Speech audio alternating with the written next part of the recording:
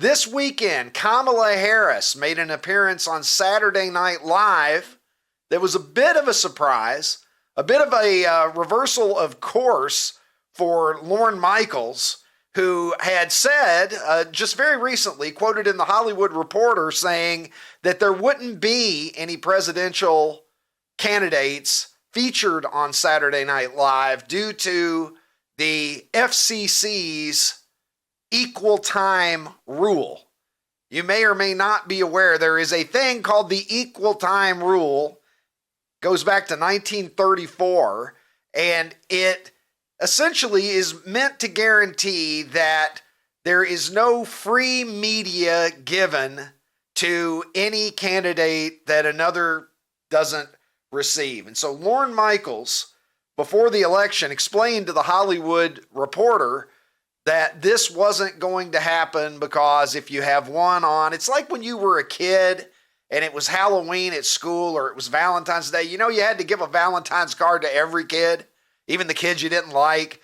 If you wanted to bring candy to school, your teacher was always like, well, you got to bring enough for everybody and pass it out. It's sort of like that. And so Kamala Harris got a minute and a half of no charge feature on Saturday Night Live, which means that it was free media. A minute and a half of network television time cost a lot of money for a political candidate. And so to get not only a minute and a half, but to be featured on the show in a positive way, it then clicks in the equal time provision that other candidates, Donald Trump, would also be entitled to a minute and a half of airtime in a similar fashion from NBC. And typically there's a 1 week, I believe, time period that you're allowed to make that happen. But of course, the time's not going to be any good to Donald Trump if it doesn't happen right now. He doesn't have a week.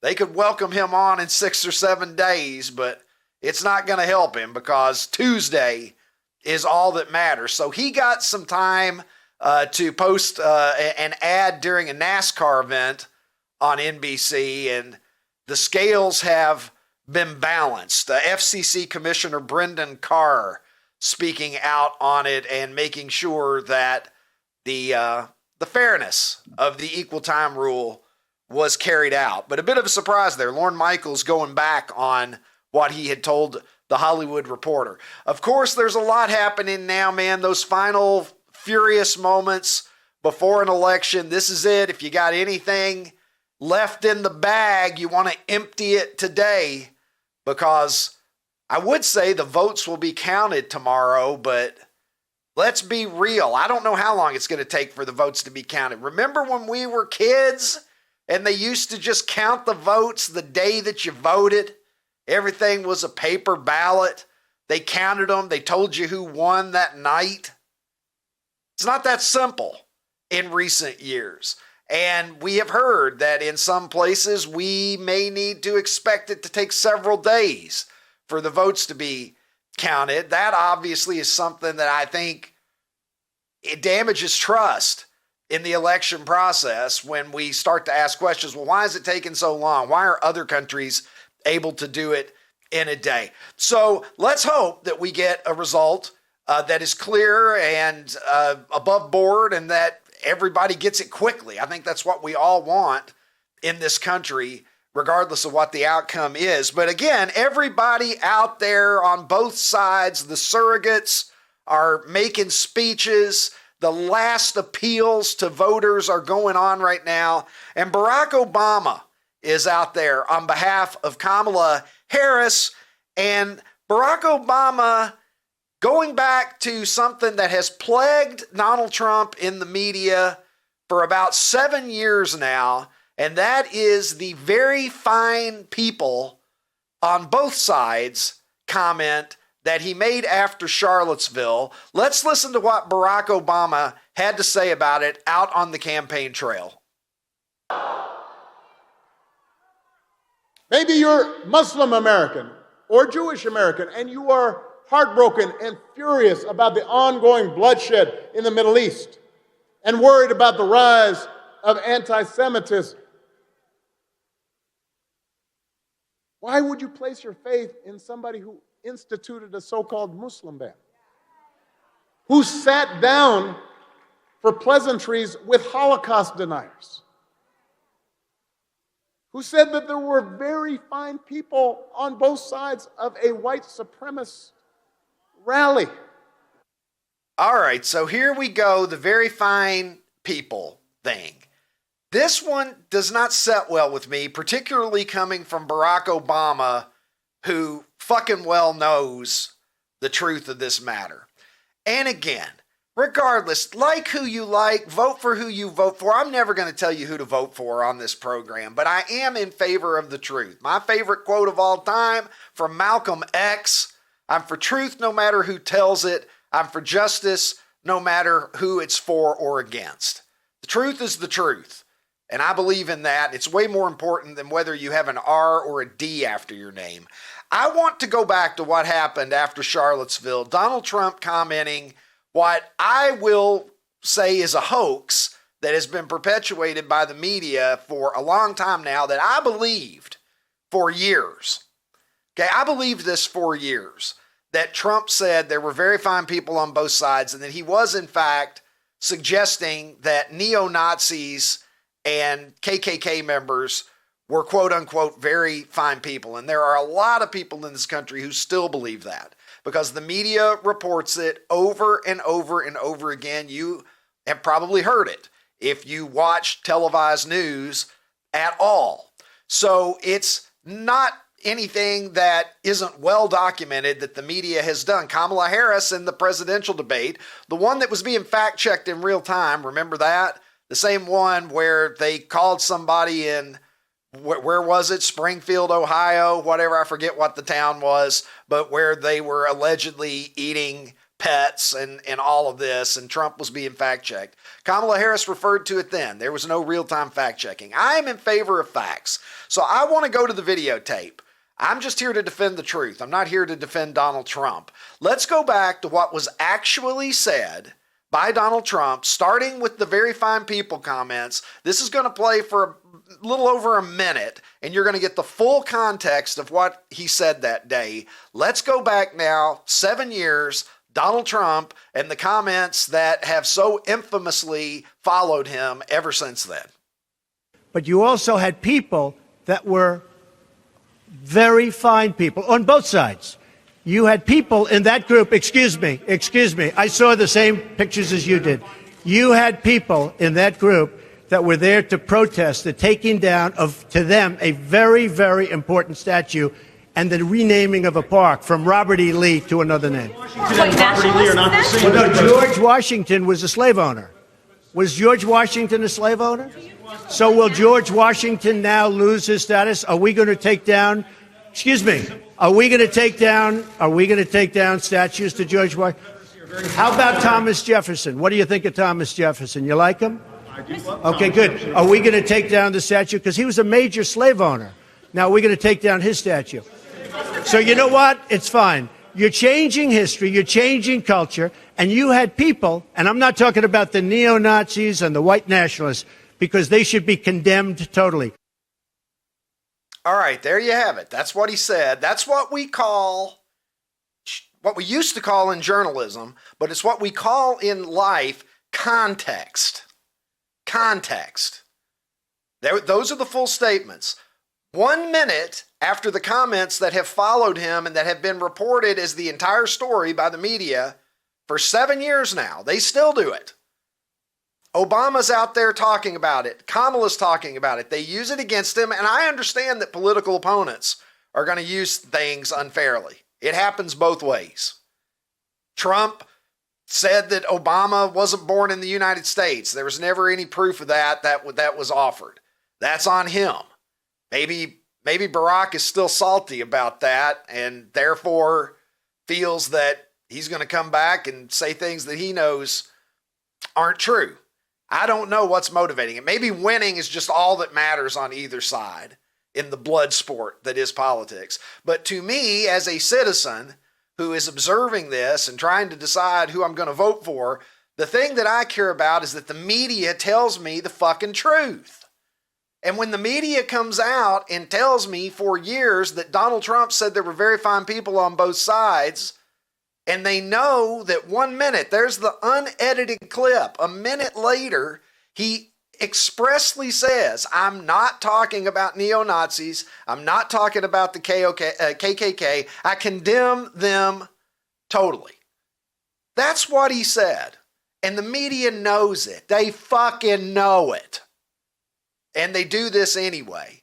My beef is more with the media than with any politician, because politicians are trying to get elected. And every side stretches the truth, leaves things out, embellishes, all of that. And it's always going to happen. It's human nature, and power is at stake. So of course you're going to get that. But the media should do better. So there's some context for you, particularly when we've had this issue this week where Biden, apostrophe gate, the whole thing where he's not saying all Trump supporters are bad. He's just saying this one Trump supporter is bad. Well, I believe that things should be placed into context regardless. The media is supposed to be the referee. They're supposed to be wearing the striped shirt. They're not supposed to have a thumb on the scale for either side. Joe Biden is out there as well. And God bless Joe Biden. I love how he has just faded into the background in this election. Nobody particularly pays him any mind. He is theoretically still running the country, although I don't think any of us actually believe that on whatever side of the political spectrum you may reside in. But Joe is out there. He's making comments from time to time. And this is just a weird one. This is sort of the comic relief of Joe Biden, unintentional comic relief. Once again, let's see what Joe Biden had to say about how this election's making him feel. But I'm serious. These are the kind of guys you like to smack in the ass. He's ready to smack some asses, Joe Biden.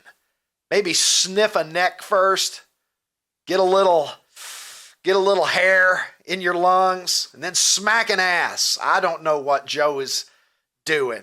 I know that the Democrats just wish that they could just have him go away somewhere and not talk at all, but Joe Biden is out there doing his thing. But the thing that the Democrats are really pushing these days is celebrity endorsements and celebrity appearances. If you've been following this, it seems like it's been deliberately staggered out that you kind of have a celebrity or two every day either endorsing Kamala Harris or making an appearance on the campaign trail with her, both.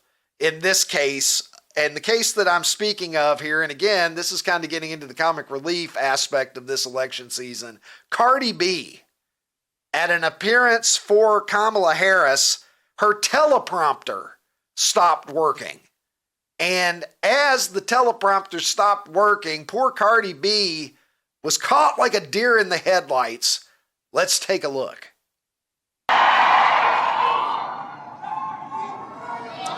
1 second, guys. 1 second.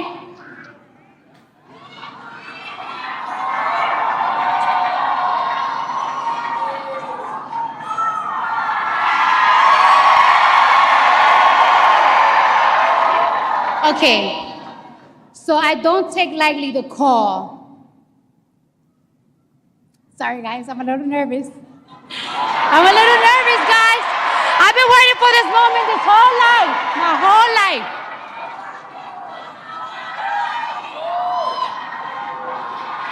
I need patience over here. Patience, where are you, girl? I need patience over here.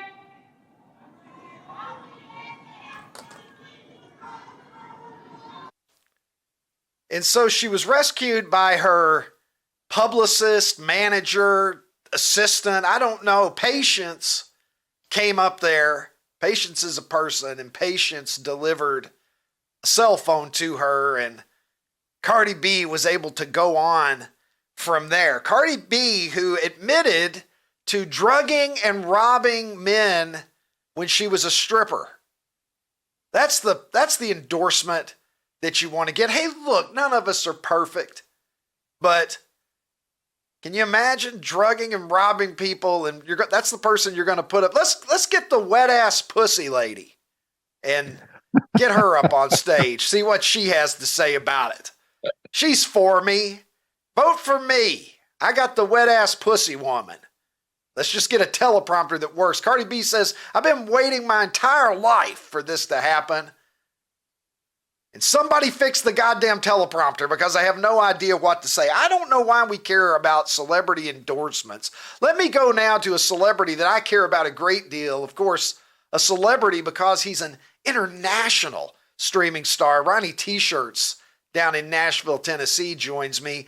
Ronnie, we've been talking about Ricky Gervais before the program. I'm just going to go ahead and get to it right now. What is it with these celebrity endorsements? Can you imagine that there's somebody out there that's an undecided voter and they're like, hey, wait a minute.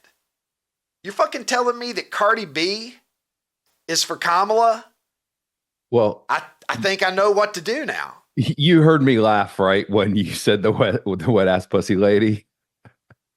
Well, yes. I invite everybody that's watching this show. This is what I was looking at. I pulled up the lyrics to WAP.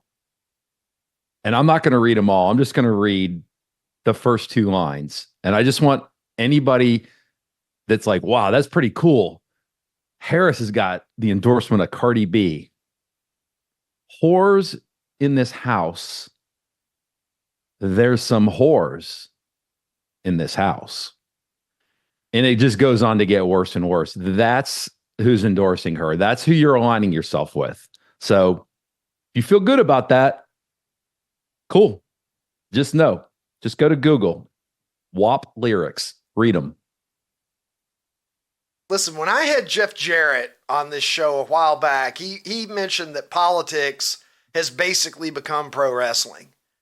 That it's not about, as I have lamented many times on this program, it's not about ideas versus ideas. It's not about policy versus policy. It is far too often personality against personality. I'm going to insult you. You're going to insult me. JD Vance, fuck the couch. You know, I mean, it's what are we doing here, right? And so celebrities, I'm just not impressed. Look, there are some celebrities that are intelligent people whose opinion on politics maybe is worth listening to. I'm sure there are some. I'm not saying that that doesn't exist, but I think that we make a terrible mistake as a society when we assume because somebody is famous for being good at something, whatever that is. Maybe it is playing sports, maybe it's singing, maybe it's acting, but a person has a talent and they're well known for that. I don't think that that necessarily means that they're going to be able to give you a good political take. Well, I've always felt this way whenever I see a celebrity, again, whether it's entertainment or sports, they're in front of Congress. And I'm like, why is this baseball player speaking in front of Congress about this? Like, are they an expert on this? And it's just a dog and pony show. And I've never been impressed. And I just find it hard to believe that other people take any credence in what they say. You know, why do we buy any product that a celebrity sells? Politicians are products, you could argue. And so Cardi B endorsing Kamala Harris is not that much different than somebody endorsing Coca-Cola. Except Coca-Cola, drinking Coca-Cola drinking or not drinking Coca-Cola is not nearly as important as who's going to be the leader of the free world. Like, I get why you're going to have a celebrity endorse your product, because maybe I don't really know that much about your product. And I'm like, well, if this person, if Michael Jordan likes Gatorade, well, you know what? I'll give it a try. And then I try Gatorade. I'm like, oh, okay, I like it. But I can't imagine there's anybody out there. In 4 years, you can decide if you like Kamala Harris, Ron. I've had 4 Cardi years. B said to try Kamala Harris in 2028. You can then say like, oh, I like that, or I didn't like that. Speaking of, by the way, do you think Cardi B in her entire life has ever been nervous to be in front of a large group of people? Like that was so ridiculous when she said that when the teleprompter went off. She's like, "Oh, I'm so nervous." No, you're not, Cardi. You She didn't attention. know what to do. Well, she didn't know what to do though. She didn't know what to say. She was having it all fed to her. I think she was nervous. That clip didn't show it, but then did you see what she resorted to? She's like, she started just trying to pump the crowd up. She's like, "All right, can I hear it? Yeah. Make some noise." Yes. It's like, oh my God. Yeah, she bought herself about 30 seconds trying Patience to do was some just generic running. pump up. Patience was running down the aisle with the phone. She was running down the aisle like the ultimate fucking warrior on his way to the ring. Patience trying is to on the knocking way. people over. Yeah, Patience ran a 4.140 to get there with that phone. Let's take a look at the Ricky Gervais clip that we were referencing, Ron. Ricky Gervais is well known for going against the current, and he does once again here in mocking this celebrity endorsement culture that we live in. Hi guys, Ricky G here, wellness and beauty influencer. As a celebrity, I know all about stuff, like science and politics. So trust me when I tell you who you should vote for. If you don't vote the right way, that's like a hate crime, and it makes me sad and angry, and I'll leave the country. And you don't want that. I so love so Ricky funny. Gervais. I love him because it says it all. Very quickly, it says it all, because that is what's implied, that you should listen to me because I'm famous and I have private jets and I live in a mansion and you buy my records or you watch my ball games on TV, whatever the case might be. It's kind of ridiculous, and we don't focus on the things that really matter, like the poll of the day, Ron.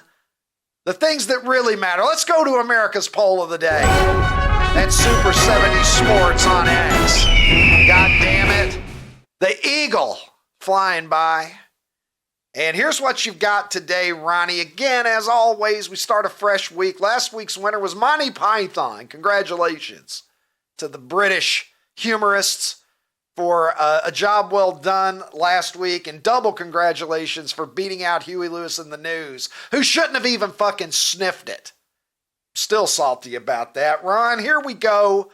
Again, as always, 4 things that we believe are good, and then people just decide whatever their own personal criteria may be on what they believe is the best of the good things. Your choices today, Ronnie: the Red Hot Chili Peppers, McNuggets, Steve Young, Super Bowl winning left-handed quarterback, Hall of Famer, and knuckleballs. And that is just knuckleballs. That's not the name of a movie or anything. It is the art form of throwing a baseball that has no spin. Phil Necro and Tim Wakefield and R.A. Dickey and those kind of guys. So, Ron, as always, how do you vote? And what do you think the public is going to decide on this Monday? Well, you know how a lot of times people in the comments say that this was the hardest one ever? This is the hardest one ever for me because none of these move the needle for me. I don't dislike any of them per se, but none of them jump out to me as like, oh, that's my answer. I guess if I'm forced to give an answer, I'm going to go knuckleballs because it's so unique and interesting. And gosh, I don't know. I don't know how America's going to vote. I mean, I guess I'd probably think that they'd go chili peppers or maybe knuckleballs.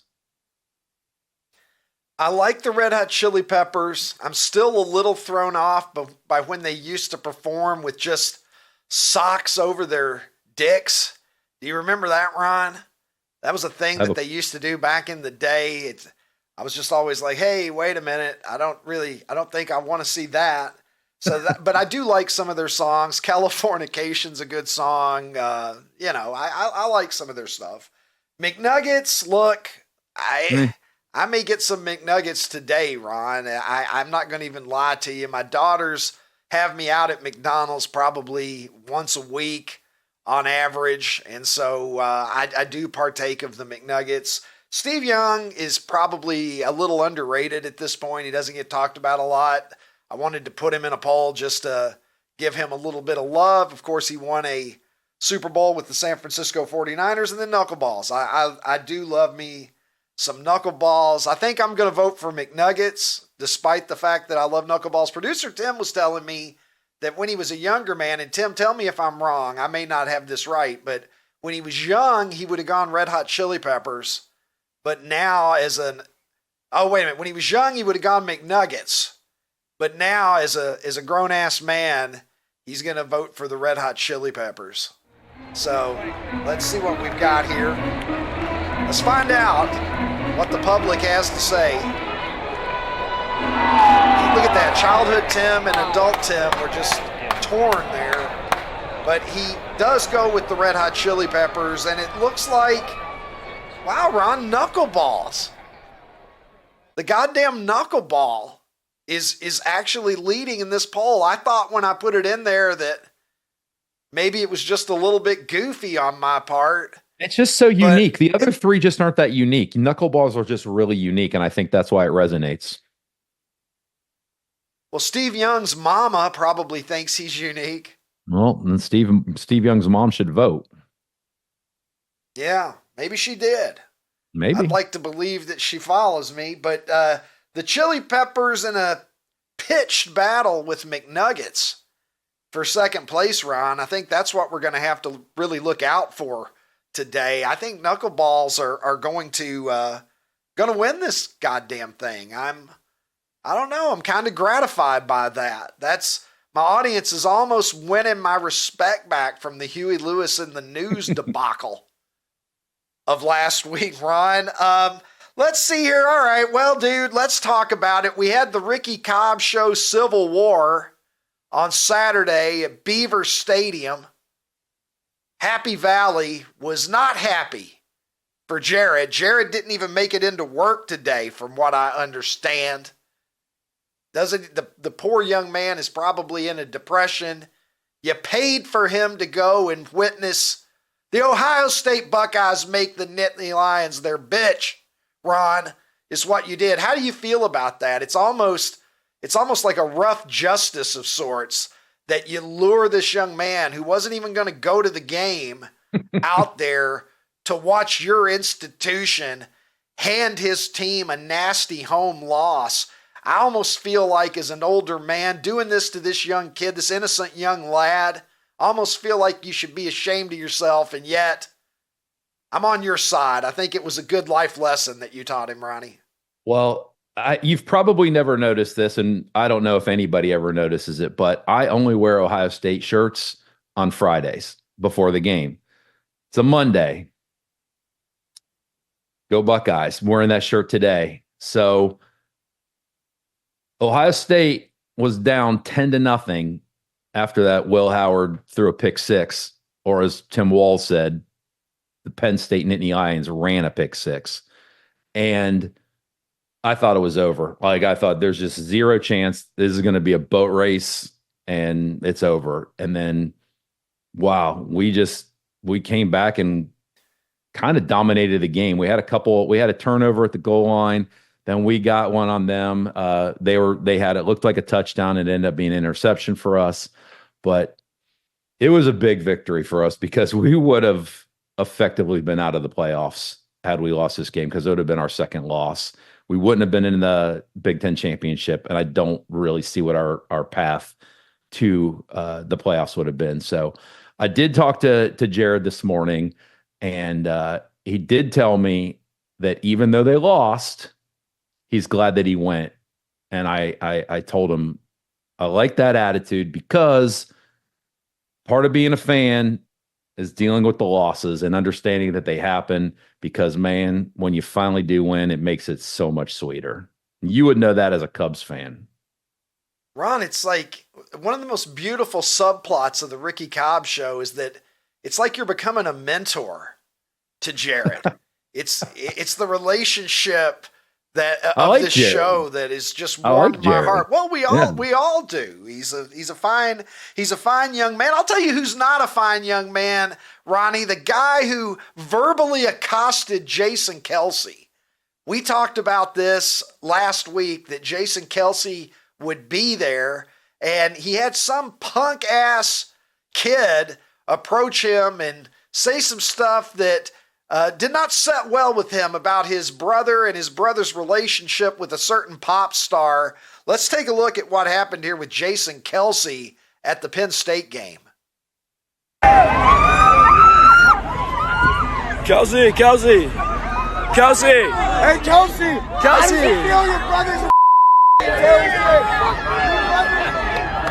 Kelce, can I get a fist bump? Kelce, can I get a fist bump?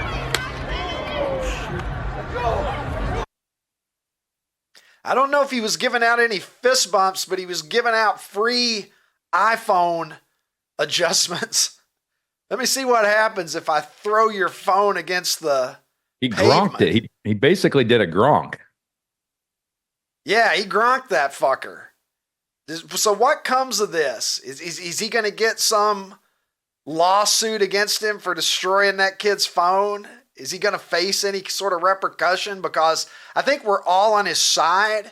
I'm a big street justice kind of person, Ronnie. I like the street justice. I think our society was a little bit better when people were at liberty to like punch you in the face for just being a dickhead. Mm-hmm. I think the herd policed itself in certain ways.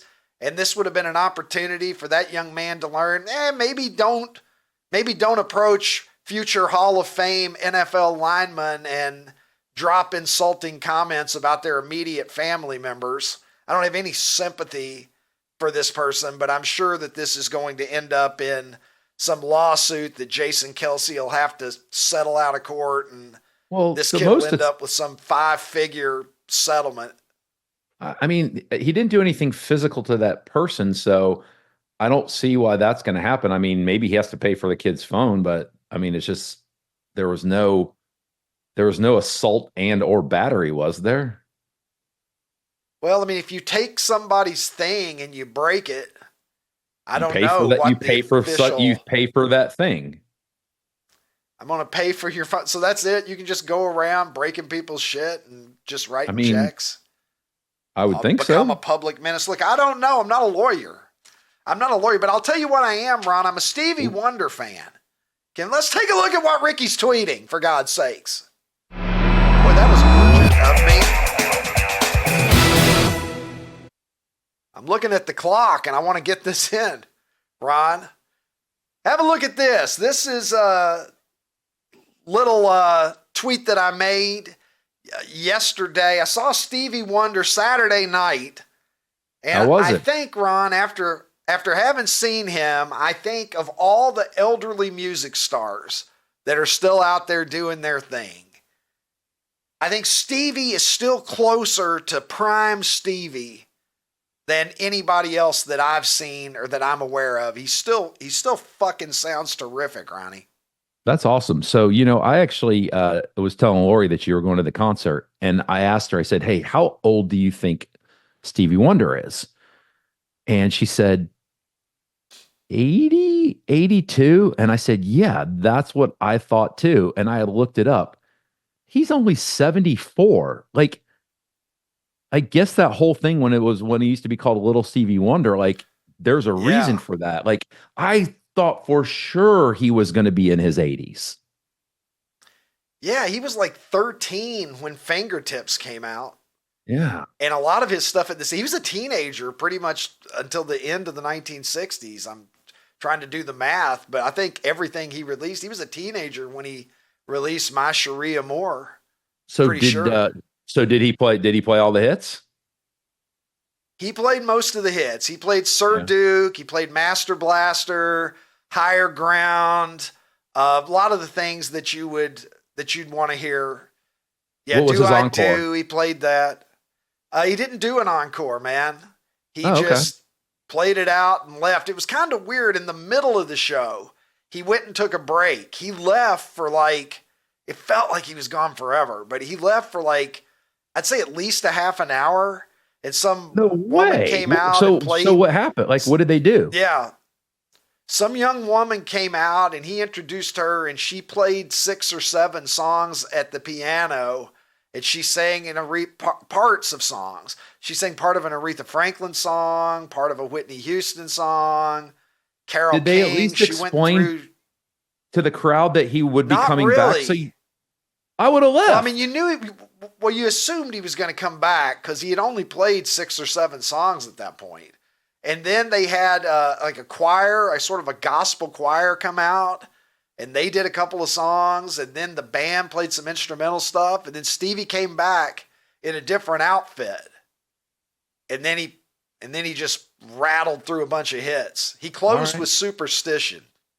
Okay. But yeah, So- other than the 30 minutes where he disappeared and I had to watch people that were kind of opening act level,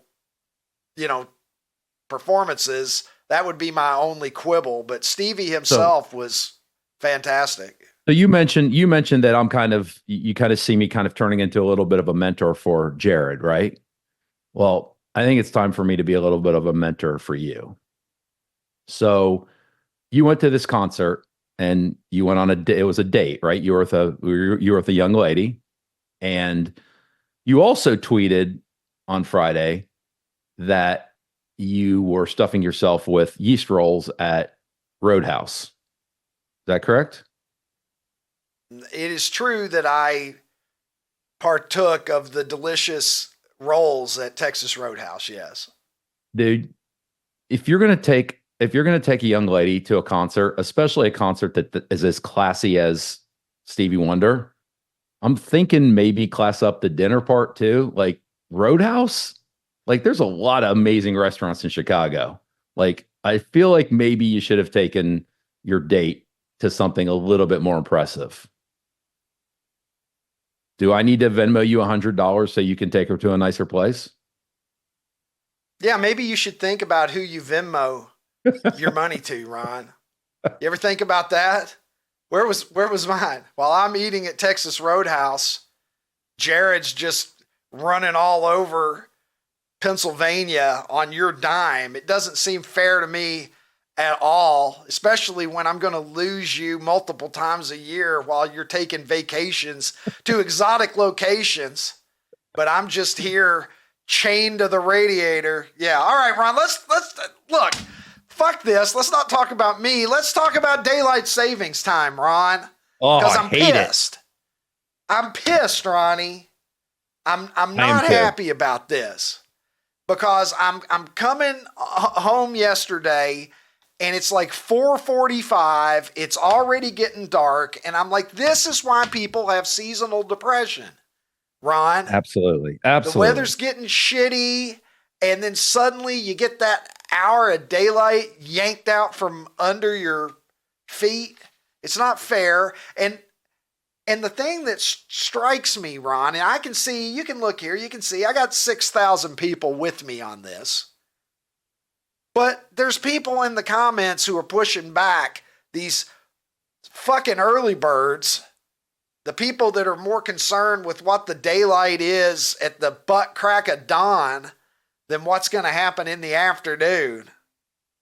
Hey, OutKick fans on YouTube, if you enjoyed this episode, hit the subscribe button and make your way over to OutKick.com where you can watch the full episode.